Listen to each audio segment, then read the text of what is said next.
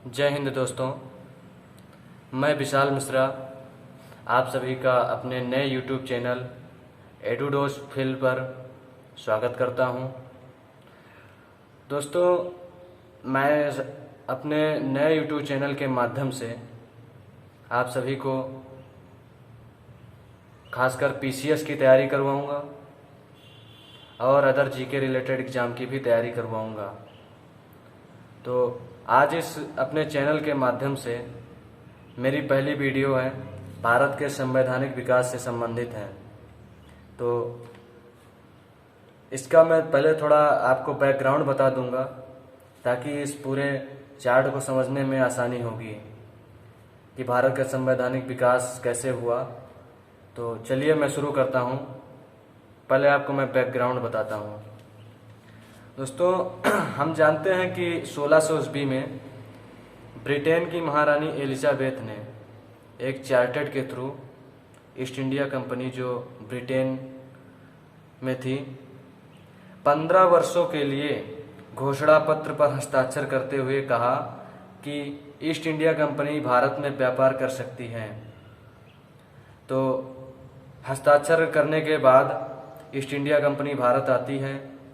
भारतीय क्षेत्र में तो पहले एक व्यापारिक कंपनी के रूप में आती है, लेकिन कुछ ही वर्षों के बाद वही ईस्ट इंडिया कंपनी एक प्रशासनिक कंपनी बन जाती है, एक राजनीतिक कंपनी बन जाती है। उसके बहुत से सदस्य प्रशासक बनकर धीरे धीरे अपनी सत्ता स्थापित करने लगते हैं भारत में। कंपनी के कुछ अधिकारियों द्वारा भारतीय क्षेत्र से लूटे हुए धन को जब ब्रिटेन में ले जाया जाता है तो वहाँ अराजकता सी स्थिति उत्पन्न होती है, अव्यवस्था फैलती है।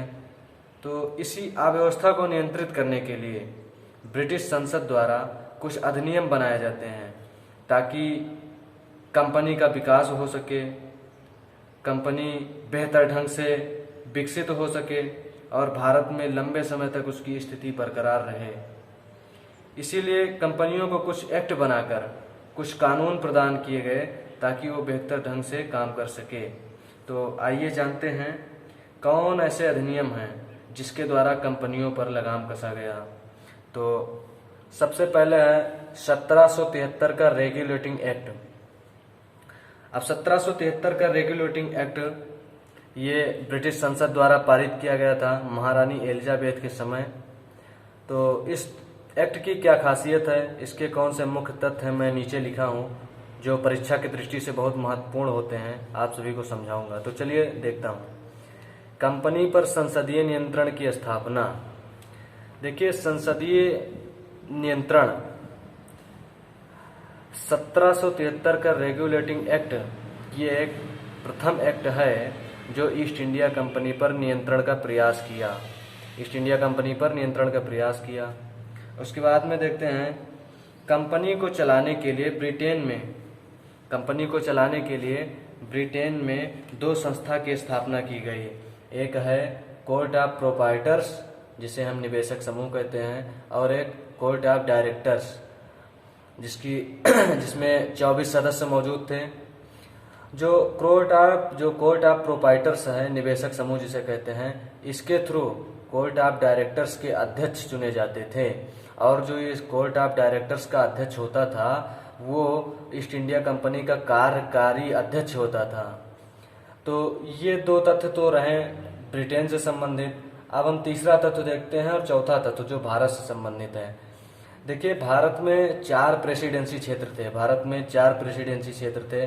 पहला था मद्रास, बंगाल, महाराष्ट्र,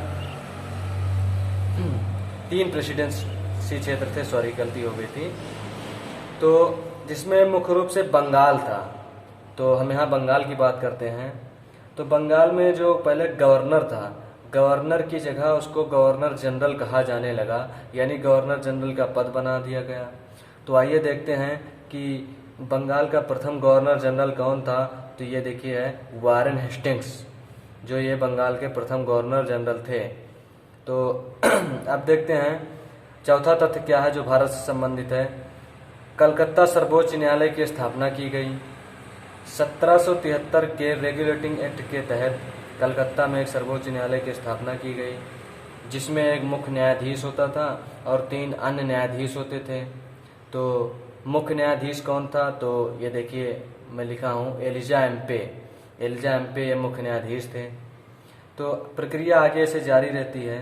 तो 1784 में पिट्स इंडिया एक्ट आता है, ये भी ब्रिटिश संसद के द्वारा पारित किया जाता है।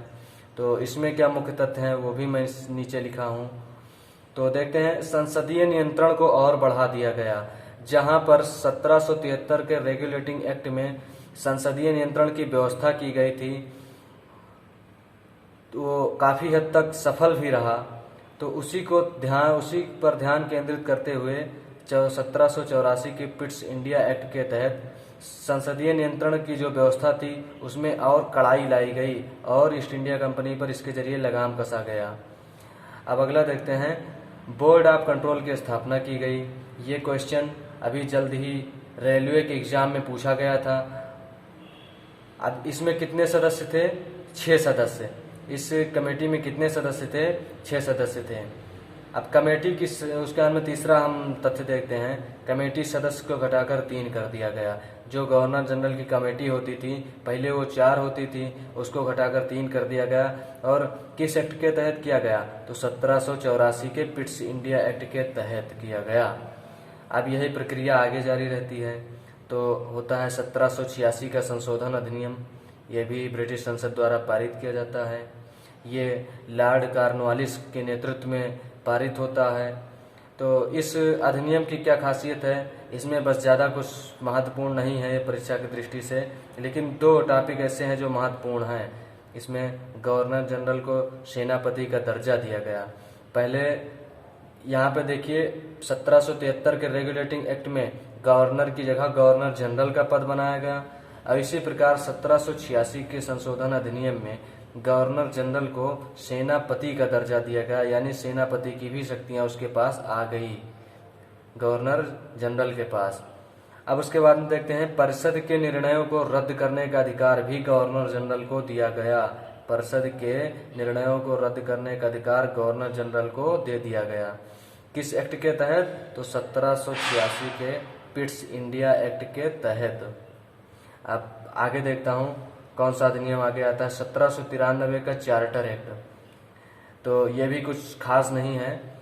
इसमें क्या किया गया, जो जहाँ पर पहले महारानी एलिजाबेथ द्वारा एक घोषणा पत्र पर कंपनी को 15 वर्षों तक भारत में व्यापार करने की अनुमति दी गई थी, तो 1793 के चार्टर एक्ट के तहत कंपनी का शासन भारत में 20 वर्षों के लिए और बढ़ा दिया गया। कंपनी का शासन भारत में 20 वर्षों के लिए और बढ़ा दिया गया। तो आगे हम देखते हैं, फिर आता है 1813 का चार्टर एक्ट। 1813 का चार्टर एक्ट में क्या खासियत है, इसके मुख्य तथ्य क्या हैं, तो आइए मैं आगे समझता हूँ। ये जो एक्ट है ये परीक्षा की दृष्टि से वीवीआईपी है, बहुत ही महत्वपूर्ण है, इससे कई क्वेश्चन पूछे जाते हैं। तो चलिए मैं बताता हूँ। कंपनी का शासन पुनः 20 वर्षों के लिए और बढ़ाया गया। जहाँ पे 1793 के चार्टर एक्ट में 20 वर्षों के लिए बढ़ाया गया था, वहीं फिर 20 वर्षों के लिए और आगे बढ़ा दिया गया। तो दूसरा मैं देखता हूँ, इस एक्ट में शिक्षा पर जोर देने के लिए प्रतिवर्ष 1 लाख रुपये व्यय करने की घोषणा की गई। प्रतिवर्ष 1 लाख रुपये व्यय करने की घोषणा की गई। उसके बाद में हम तीसरा देखते हैं, ईसाई मिशनरियों को भारत आने की छूट दी गई। अच्छा समझते हैं ईसाई मिशनरी क्या है। ये ईसाई धर्म के लोग हैं जो अपने धर्म का प्रचार प्रसार स्कूल के माध्यम से, संघ के माध्यम से बनाकर अलग अलग देशों में करते थे। तो इस 1813 के पहले इनको भारत में आने की आज़ादी नहीं थी, तो 1813 के चार्टर एक्ट के तहत ईसाई मिशनरियों को भारत आने की फुल आज़ादी दी गई। तो अब हम आगे देखते हैं 1813 का चार्टर एक्ट, 1833 का चार्टर एक्ट, सॉरी गलती हो गई थी। तो अब इसमें देखते हैं क्या है, कंपनी के शासन को पुनः 20 वर्षों के लिए फिर बढ़ा दिया गया। 20 वर्ष के लिए यहाँ बढ़ाया गया था 1793 के चार्टर एक्ट में, फिर 20 वर्षों के लिए 1813 के चार्टर एक्ट में बढ़ाया गया, फिर 20 वर्षों के लिए 1833 के चार्टर एक्ट के में बढ़ा दिया गया। अब इसमें दूसरा महत्वपूर्ण तथ्य क्या है, व्यापारिक एकाधिकार को पूर्ण रूप से समाप्त कर दिया गया।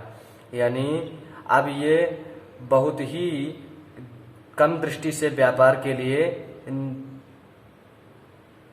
बहुत ही कम दृष्टि से व्यापार कर सकते हैं।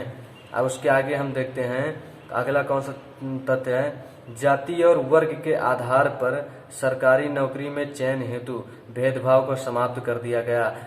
1833 के पहले जब सरकारी नौकरी में चयन किया जाता था तो उसका जाति और वर्ग के आधार पर किया जाता था, लेकिन 1833 के चार्टर एक्ट में ये व्यवस्था खत्म कर दी गई। अब उसके बाद में देखते क्या है। बंगाल के गवर्नर जनरल को अब भारत का गवर्नर जनरल कहा जाने लगा। इस एक्ट के तहत बंगाल के गवर्नर जनरल को, जहां पे 1773 के रेगुलेटिंग एक्ट में बंगाल के गवर्नर की जगह गवर्नर जनरल का पद बनाया गया था, वहीं अब गवर्नर जनरल को भारत का गवर्नर जनरल कहा जाने लगा। दोस्तों यहाँ अंतर समझना, 1773 के रेगुलेटिंग एक्ट में गवर्नर से बंगाल का गवर्नर जनरल कहा जाने लगा था, लेकिन इस 1833 के अधिनियम में बंगाल के गवर्नर जनरल को भारत का गवर्नर जनरल कहा जाने लगा। ये प्रश्न परीक्षा की दृष्टि से बहुत ही महत्वपूर्ण है। तो आइए देखते हैं भारत के प्रथम गवर्नर जनरल कौन हैं। Lord William Bentinck. अब इसके बाद में हम देखते हैं आखिरी पॉइंट कि 1833 का वो कौन सा तथ्य है जो बहुत ही महत्वपूर्ण है। तो यह है भारत में दास प्रथा का समाप्त। भारत में दास प्रथा की समाप्ति 1833 के चार्टर एक्ट में हुई थी। तो दोस्तों मैं आशा करता हूं कि आप लोग को मेरी ये वीडियो पसंद आई होगी, तो लाइक शेयर और सब्सक्राइब ज़रूर करिएगा। मैं इसी तरह की अच्छी वीडियो, नई नई टॉपिक पर वीडियो आप लोग को पर डे अपलोड कराता रहूँगा। तो बस ज़्यादा कुछ ना कहते हुए दोस्तों मैं अपनी वाणी को विराम देता हूँ। जय हिंद, जय भारत।